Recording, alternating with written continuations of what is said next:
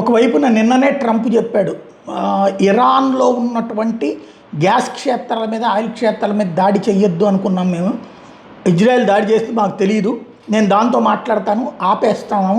ఇంకోసారి energy sources మీద దాడి మేము చెయ్యనియను, ఇజ్రాయెల్ని అమెరికాగా మేము చెయ్యము, మీరు కూడా చెయ్యొద్దు అంటూ ఇరాన్ హెచ్చరిస్తూ, ఒకవేళ మీరు కనుక గల్ఫ్ దేశాల్లో ఉన్నటువంటి ఆయిల్ క్షేత్రాలు, గ్యాస్ క్షేత్రాల మీదనో దాడి చేస్తే తీవ్ర పరిణామాలు ఎదురవుతాయి, మేమప్పుడు తీవ్రంగా దాడికి సిద్ధపడాల్సి వస్తుందని హెచ్చరించింది అమెరికా.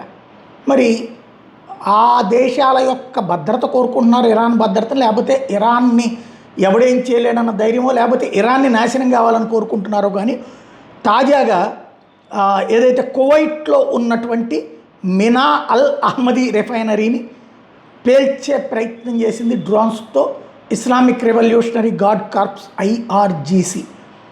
వాళ్ళు దాడికి దిగారు, అక్కడ ఇంటర్సెప్ట్ చేసింది, కానీ అప్పటికే జరిగినటువంటిది ఎంత నష్టం అన్నది ఇంకా బయటికి రాలా.